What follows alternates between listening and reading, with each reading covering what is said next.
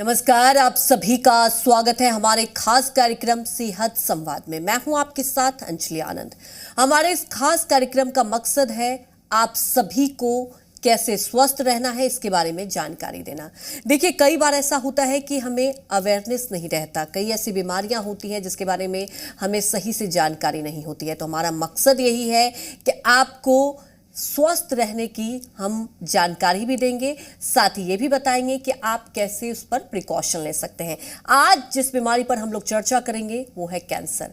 देखिए, कैंसर से आपको कैसे सामना करना है, कैंसर के बारे में जब अगर आपको जानकारी मिल जाती है तो आपको डरना नहीं है, आपको उसका डटकर सामना करना है। बहुत सारे ट्रीटमेंट हो चुके हैं, बहुत सारे उपाय हो चुके हैं। आज अपने इस खास कार्यक्रम में उस उपाय पर हम चर्चा करेंगे कि आपको कैसे ट्रीटमेंट कराना है। हमारे साथ खास मेहमान जुड़ चुके हैं जो कि आपको एक्सप्लेन करेंगे कि आप कैंसर जैसी बीमारी से कैसे सामना कर उसको निजात भी पा सकते हैं। हमारे साथ डॉक्टर राजीव रंजन प्रसाद जुड़ चुके हैं जो कि डायरेक्टर हैं रेडिएशन ऑन्कोलॉजी में, और आपका स्वागत है सर। हमारे साथ जुड़ चुके हैं डॉक्टर संदीप कुमार जी जो कि एसोसिएट डायरेक्टर हैं सर्जिकल ऑन्कोलॉजी डिपार्टमेंट से। सर, आपका भी बहुत बहुत स्वागत है। वहीं हमारे साथ डॉक्टर अमरिंदर अमर जुड़ चुके हैं जो कि सीनियर कंसल्टेंट हैं मेडिकल डिपार्टमेंट से। सर, आपका भी बहुत बहुत स्वागत है। डॉक्टर राजीव जी, बहुत बड़ा सवाल उठता है। सवाल ये है, जब भी हम कैंसर की बात करते हैं सर, तो जहन में एक डर सा रहता है और लोग इस सवाल से बचते हैं। मेरा पहला सवाल बहुत ही सिंपल सा रहेगा कि आखिर कैंसर है क्या, इसके बारे में हम लोगों को कैसे बताएं। सबसे पहले तो मैं जी के दर्शकों को नमस्कार करता हूं। आपने पूछा कि कैंसर है क्या, तो कैंसर एक अवस्था है जिसमें नॉर्मल कोशिकाएं जो बॉडी में होती हैं वो अपने आप रेप्लिकेट यानी बढ़ती जाती हैं नंबर में, और उनका नॉर्मल वे में भी डिस्ट्रक्शन होते रहता है। सो एक डेलिकेट बैलेंस बना रहता है। जब ये अवस्था छिन्न हो जाती है, यानी कैंसर सेल्स नॉर्मल सेल्स ज़रूरत से ज़्यादा बनने लगते हैं और उनका बॉडी डिस्ट्रक्शन नहीं कर पाती है, तो वो स्थिति जब आती है तो उसे हम कैंसर का बनना कहते हैं जी। और कैंसर कई प्रकार के होते हैं, बॉडी में कई ऑर्गन को अफेक्ट कर सकते हैं और इनके इलाज के लिए डिफरेंट विधाएं हैं। और जहाँ तक सवाल है कैंसर का, विश्व में अगर आप देखें तो आज की तारीख में करीब करीब 2 करोड़ नए केसेस प्रति वर्ष होते हैं, जो कि अनुमानित है कि आने वाले समय में 2040 तक बढ़कर 3 करोड़ प्रति वर्ष हो जाएगा। बिल्कुल, तो इसके लिए हमें अभी से ही अवेयर रहना है। वहीं हमारे साथ डॉक्टर संदीप कुमार जी भी हैं। संदीप कुमार जी, जैसा कि अभी यही चर्चा हो रही कि कैंसर बहुत टाइप के होते हैं, सो सर कितने टाइप के होते हैं और क्या कुछ सबसे ज़्यादा अगर कैंसर की बात की जाए जो लोगों के लिए खतरनाक होता है? देखिए, कैंसर एक ऐसा टर्म है जो काफ़ी विस्तृत है। इसमें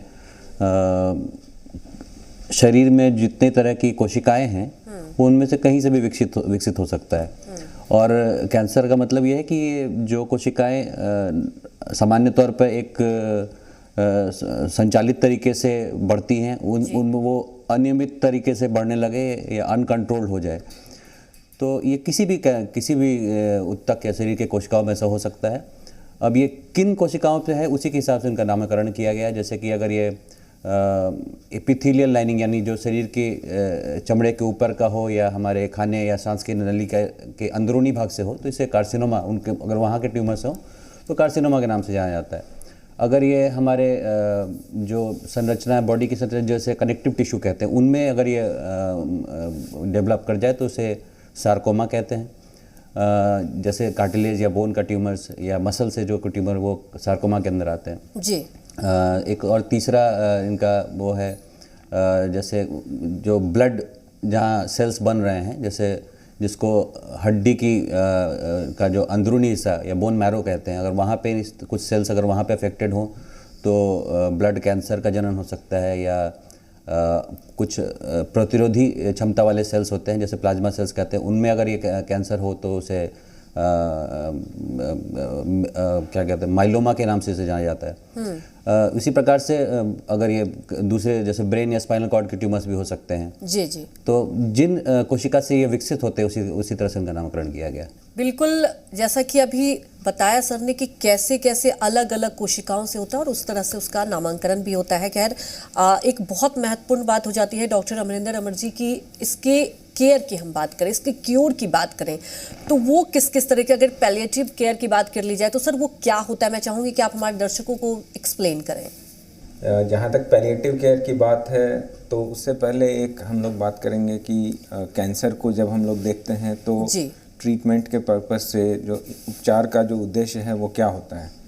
तो हम लोग जो कैंसर उपचार का उद्देश्य देखते हैं वो देखते हैं कि क्या ये जड़ से बीमारी खत्म हो सकती है, समूल इसका उपचार हो सकता है, तो उसको हम लोग क्यूरेटिव ट्रीटमेंट बोलते हैं। और ऐसी अवस्था जिसमें समूल या जड़ से ये इलाज ना हो पाए तब हम इसे पैलिएटिव केयर का डेफिनेशन देकर बात करते हैं। और पैलिएटिव केयर का एकमात्र पर्पस ये है कि मरीज को बिना किसी ज़्यादा कष्ट के उसकी जीवनचर्या चलते हुए, खाना पीना, बाकी जो दैनिक क्रियाएं हैं वो ठीक ढंग से चलते हुए किस तरीके से उसकी ज़िंदगी थोड़ी बढ़ाई जा सके। यहाँ पे कैंसर जड़ से तो ख़त्म नहीं होता, पर उसकी जो क्वालिटी ऑफ लाइफ है, जो जीवन की गुणवत्ता है, वो बनी रहती है और उसकी जीवनचर्या भी चलती रहती है और जीवन भी कुछ दिनों के लिए मरीज का बढ़ता है। तो इसे ही हम लोग पैलिएटिव केयर बोलते हैं। जी बिल्कुल। और सर इसमें क्या प्रक्रिया होती है, कैसे केयर किया जाता है, क्योंकि बहुत कम लोग जानते हैं इसके बारे में और मैं चाहती हूँ कि आपके माध्यम से लोग अवेयर हों इस केयर के बारे में, पैलिएटिव केयर की अगर हम बात करें तो। बिल्कुल सही कहा अंजलि जी आपने कि पैलिएटिव केयर के बारे में लोगों को बहुत कम अवधारणा है जी। पर यहाँ पर हम लोग जब कैंसर की टीम है तो यहाँ पर ये बताना बहुत उचित है कि कोई भी कैंसर पैलिएटिव केयर की अवस्था में ना जाए, इसका हमें ध्यान रखना होता है। इसके बारे में हम लोग बात करेंगे कि पैलिएटिव केयर की अवस्था में ना जाए कैंसर और शुरुआती दौर में ही पता चल जाए। जिस शुरुआती दौर को जैसे स्टेज 1 या स्टेज 2 या कुछ स्टेज 3 के केसेस हम लोग कहते हैं कि शुरुआती दौर में अगर ये पता चल जाए तो जड़ से हम लोग इसका निवारण कर सकते हैं। तो ये तो शुरुआती दौर की बात हो गई। पर बीमारी जब चौथे स्टेज में चली जाती है, जैसा डॉक्टर संदीप ने बताया कि बीमारी अगर चाहे वो कार्सिनोमा हो, चाहे वो सार्कोमा हो या ऐसे सॉलिड ऑर्गन्स से निकले हुए कैंसर, सॉलिड ऑर्गन्स हम शरीर में कहते हैं जैसे लिवर है, बोन है, पैंक्रियाज है, हेड एंड नेक है, तो इनसे निकले हुए कैंसर जो चौथे स्टेज में चले जाते हैं, मतलब एक जगह से बीमारी निकलकर किसी दूसरे ऑर्गन में, शरीर के किसी दूसरे हिस्से में चली जाती है, उसको चौथे स्टेज का कैंसर बोलते हैं जी। तो पैलिएटिव केयर का कॉन्सेप्ट जो है, जो अवधारणा है, वो चौथे स्टेज में कही जाती है कि बीमारी न पहुँचे चौथे स्टेज में। एक तो पहले उसके लिए उपचार होना चाहिए, लेकिन अगर चौथे स्टेज में चली गई तो जड़ से ख़त्म नहीं कर पाएंगे और उनकी ज़िंदगी को प्रभावी रखते हुए, किसी भी मरीज़ की ज़िंदगी को प्रभावी रखते हुए उसके पेशे पे असर ना पड़े, उसका काम चलता रहे, उसकी ज़िंदगी बढ़ती रहे, उसके लिए जो ट्रीटमेंट होता है वो पैलिएटिव केयर होता है। और पैलिएटिव केयर कई तरीक़ों से दी जा सकती है, जिसमें कि या तो कीमोथेरेपी के माध्यम से हो या फिर टारगेटेड थेरेपी के माध्यम से हो या फिर कई बार इम्यूनोथेरेपी के माध्यम से हो, हार्मोनल थेरेपी के माध्यम से हो, कई बार पैलिएटिव रेडिएशन देते हैं और कई बार पैलिएटिव सर्जरी भी की जाती है, ताकि अगर कहीं किसी घाव के बन जाने से उसको काफ़ी तकलीफ़ हो रही हो तो उसकी सर्जरी कर दी जाती है और ताकि पेशेंट को, जो मरीज को हो, वो सबसे ज़्यादा लाभ हो सके। तो पैलिएटिव केयर कई तरीक़ों से की जा सकती है, पर अमूमन ये या तो कीमोथेरेपी या हार्मोनल या फिर इम्यूनोथेरेपी, टारगेटेड थेरेपी के माध्यम से अमूमन ये की बिल्कुल। और कोशिश यही रहनी चाहिए कि पहले स्टेज पर ही पता चल जाए, जैसा कि डॉक्टर अमरिंदर जी बता भी रहे। डॉक्टर राजीव रंजन जी, बात कर लेते हैं कि कैंसर की हम बात करते किस स्तर पर देखिए डिस्कस होना चाहिए। बहुत बड़ी बात हो जाती है। आज देखिए आप लोग के माध्यम से हम लोग डिस्कस कर रहे हैं, हमारे तमाम दर्शक हैं जो अवेयर भी हो पाएंगे। तो सर कैसे डिस्कस करने से कितना आपको लगता है इसका इम्पैक्ट होगा और वाकई इसको डिस्कस करना चाहिए? देखिए, कैंसर जो बीमारी है वो जी।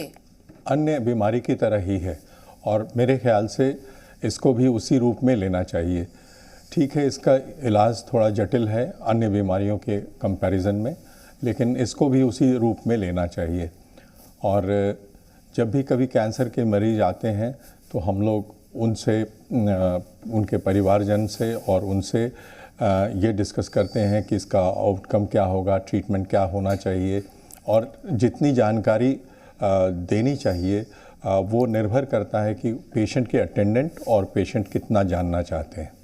कि आपने कहा कि देखिए इसको भी एक कॉमन बीमारी की तरह लीजिए, क्योंकि तमाम उपाय भी हैं और तमाम ऐसे इसके क्योर भी हैं, आप ठीक भी हो सकते हैं। डॉक्टर संदीप कुमार जी, अगर बात कर ली जाए, हम चर्चा कर ही रहे, एक बहुत महत्वपूर्ण हो जाता है, हमेशा से सुना है लोग कि अगर अर्ली स्टेज पे पता चल जाए तो खतरा कम रहता है। तो सर उसके लिए कैसे बॉडी में चेंज होते, कैसे इलाज कराना चाहिए, कैसे ये पता चल सकता है?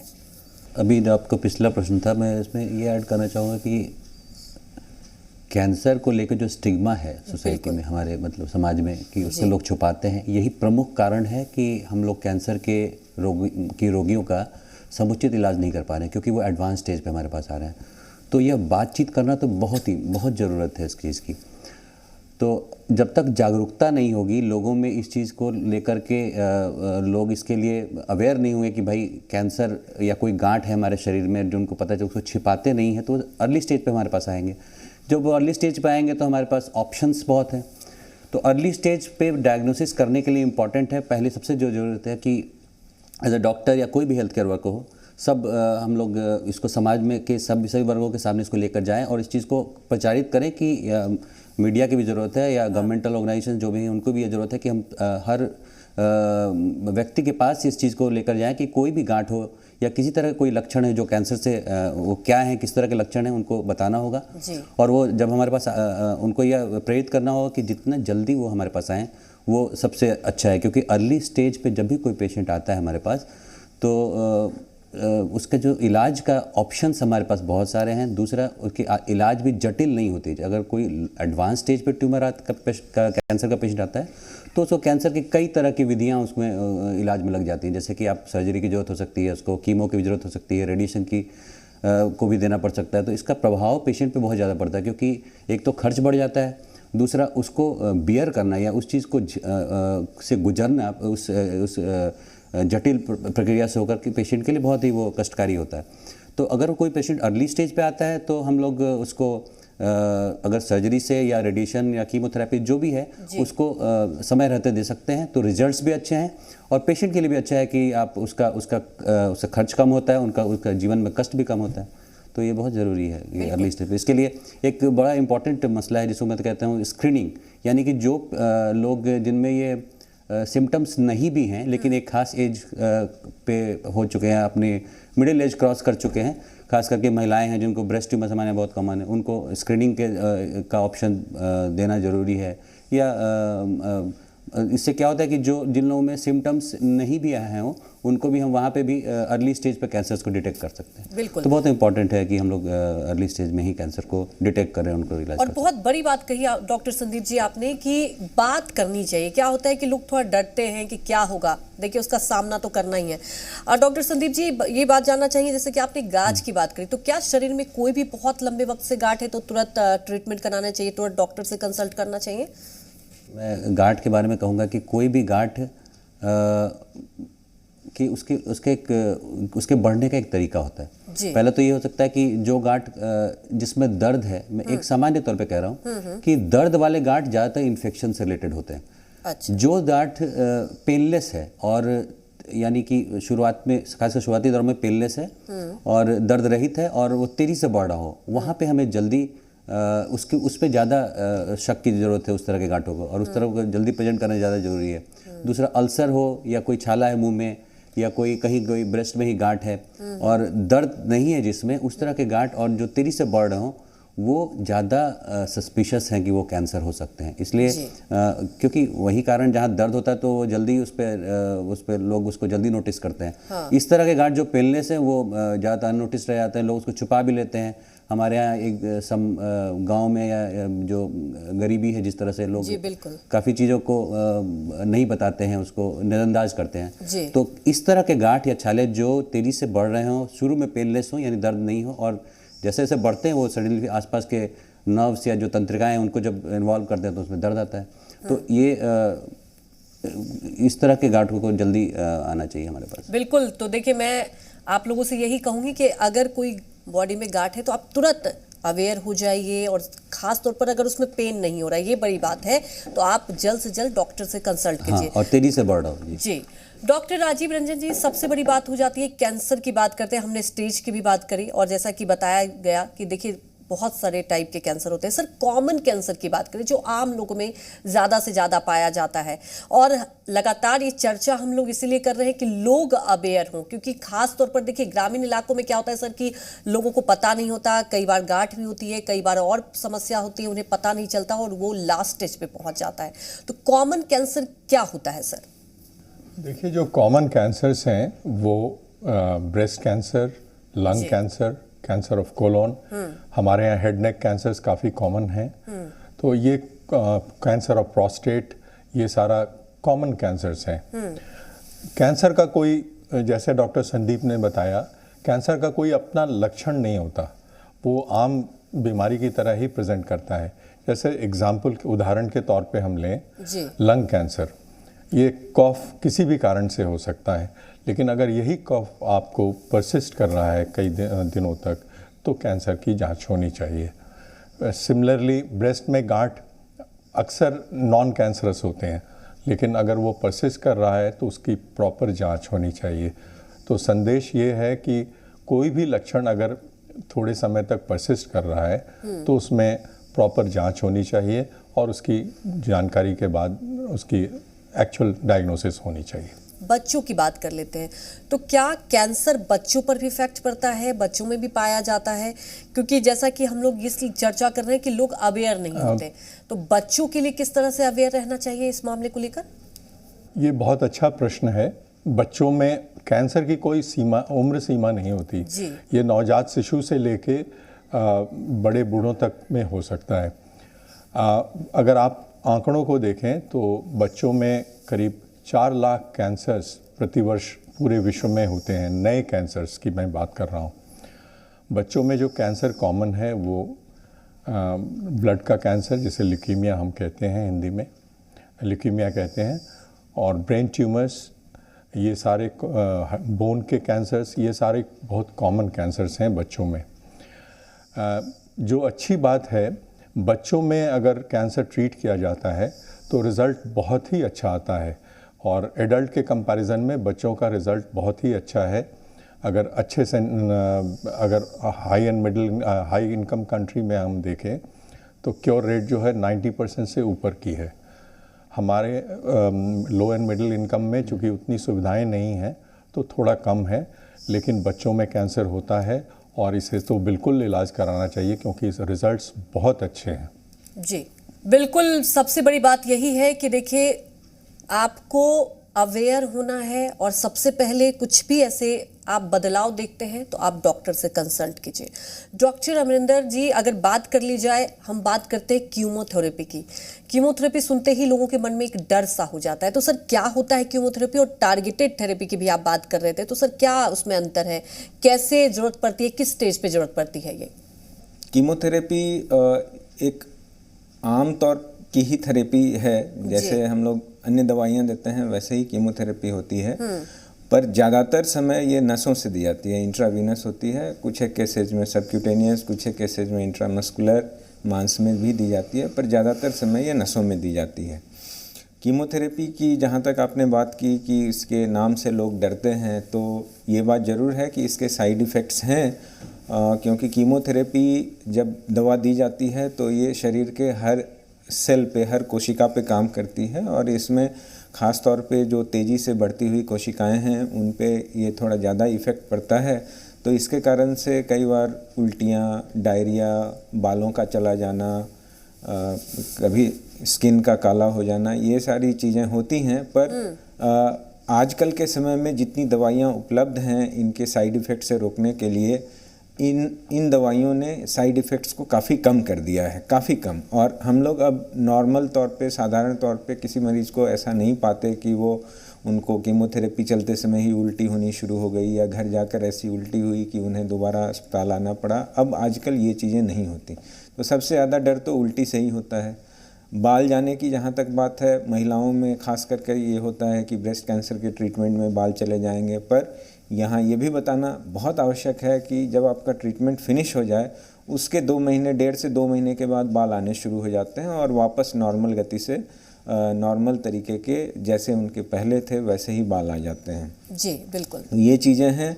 कुछ चीज़ें रहती हैं जिनका कि हम लोग, मुंह में छाले आ जाना या डायरिया हो जाना, तो उनकी दवाइयाँ इतनी हैं कि हम लोग उसको बिल्कुल अच्छे से कंट्रोल कर सकते हैं। तो ये हुई बात कीमोथेरेपी की। इसलिए डरने की ज़रूरत नहीं है। जहाँ कीमोथेरेपी की आवश्यकता है वो लोग लें और उसके साइड इफ़ेक्ट्स को बिल्कुल कंट्रोल किया जा सकता है, उससे डरने की बात नहीं है। हाँ, दूसरा जो आपने कहा टारगेटेड थेरेपी, तो आजकल पिछले कुछ सालों से, लगभग मैं बोल सकता हूँ कि लास्ट 2 डेकेड से ऐसा हुआ है कि टारगेटेड थेरेपी का प्रचलन बढ़ा है। और इसे हम यूँ कह सकते हैं कि जैसे किसी शत्रु के शिविर पे मिसाइल से जो हमला करते हैं, उसको हम उसका उदाहरण दे सकते हैं कि हमने पहले पता कर लिया कि कौन से कैंसर सेल पे किस तरीके का टारगेट है। वो कुछ मॉलिक्यूलर टेस्ट्स होते हैं, कुछ जांचें होती हैं पैथोलॉजी के लेवल पे, जो हम लोग करते हैं पैथोलॉजी एंड मॉलिक्यूलर लेवल पे, और उससे हमें पता चलता है कि ये किस टाइप का कैंसर है और कैसी दवाई देने से इस पे असर पड़ेगा। और इसका एक बेहतरीन एग्जाम्पल जो मैं आपको उदाहरण देना चाहूँगा, वो एक बेहतरीन एग्जाम्पल एक CML एक बीमारी है जो रफली बोन मैरो की बीमारी है। और उसको करीब 20 साल पहले उसके लिए ऐसी दवाइयाँ नहीं थीं जो कि लंबे समय तक उससे मरीज चल सके। और लगभग 3 साल से 4 साल की ज़िंदगी CML में मानी जाती थी। पर 2002-2003 में एक टैबलेट आई और उस टैबलेट, वो एक टारगेटेड थेरेपी है और उसका नाम इमैटिनिब होता है। अब उसके अलावा भी कई प्रकार की टैबलेट की दवाइयाँ CML में आ चुकी हैं। तो उसने उस दवा का बिल्कुल रूप ही परिवर्तित कर दिया और उसमें लोग अब 15 साल, 20 साल, 25 साल या नॉर्मल सी ज़िंदगी जीते हैं। तो टारगेटेड थेरेपी एक ऐसी ही चीज़ है जिसमें कि आपको मिनिमम साइड इफ़ेक्ट्स के साथ मैक्सिमम बेनिफिट, ये चीज़ होती है। इसी तरीके से ब्रेस्ट कैंसर में जैसे हम लोग, एक टारगेट है, उसमें एक दवा दी जाती है ट्रस्टजुमैब, तो उसने बीमारी के रूप में काफ़ी परिवर्तन किया। इसका साइड इफेक्ट बहुत कम होता है, जैसे कि आप बता रहे हैं, और इसलिए लोगों के लिए ये ट्रीटमेंट कराना भी बहुत बेहतर हो जाएगा। डॉक्टर राजीव जी, एक महत्वपूर्ण सवाल हो जाता है, कैंसर की जब इलाज की बात हम करते हैं, ट्रीटमेंट की बात करते हैं, तो उसमें रेडिएशन का कितना महत्वपूर्ण हो जाता है। और सर, लगातार आप लोग इस पर काम भी कर रहे हैं, तो कितना एडवांस हो चुका है कैंसर के इलाज की बात की जाए तो, पूरी प्रक्रिया की बात करें हम तो? देखिए, कैंसर के इलाज के लिए 3 मुख्य विधाएं हैं जी। कीमोथेरेपी यानी मेडिकल ऑन्कोलॉजिस्ट जो करते हैं, रेडिएशन और सर्जरी। रेडिएशन, जहाँ तक सवाल है रेडिएशन का, तो करीब 20% पेशेंट जो हैं वो प्योर रेडिएशन से क्योर किए जा सकते हैं। मैक्सिमम पेशेंट में हमें 2 या 3 विधाओं की ज़रूरत पड़ती है। और अगर स्टैटिस्टिकली हम देखें तो करीब 50 से 60% नए मरीज जो कैंसर के आते हैं उनमें रेडिएशन की आवश्यकता पड़ती है। आपने बिल्कुल सही कहा कि रेडिएशन के फील्ड में बहुत सारे एडवांसमेंट हुए हैं और हम लोग अब मिलीमीटर के साइज़ के ट्यूमर को भी ट्रीट कर सकते हैं सेफली और विदाउट जो आसपास की जो ऑर्गन्स हैं उनको बिना अफेक्ट किए हुए। कैंसर जो एक हवा लगता है, सुनते ही लोग डर जाते, पैनिक हो जाते हैं। देखिए, आपको सामना करना है, डरना नहीं है। बहुत सारे ट्रीटमेंट हो गए और बहुत एडवांस हो चुका है अब हमारे देश में भी। और आप लोग, अगर कोई भी ऐसा मरीज है जो कैंसर से पीड़ित है तो परेशान ना हो, आप जल्द से जल्द इसका इलाज कराएं। इलाज संभव है, ये बहुत बड़ी बात है। बहुत बहुत शुक्रिया आप सभी का सर हमारे साथ जुड़ने के लिए। डॉक्टर राजीव रंजन जी बहुत बहुत धन्यवाद आपका। डॉक्टर संदीप कुमार जी आपका भी बहुत बहुत शुक्रिया। डॉक्टर अमरिंदर अमर जी आपका भी बहुत बहुत शुक्रिया। तो देखिए बहुत बड़ी बात ये हो जाती है कि कैंसर के बारे में आपको अवेयर होना है और हमारा चर्चा करने का मकसद ही यही था कि आप अवेयर हो जाएं और वक्त रहते ही इसका इलाज कराएं। इसी के साथ हमारे इस खास कार्यक्रम में फिलहाल इतना ही। बाकी खबरों में बने रहने के लिए आप देखते रहिए जी बिहार झारखंड।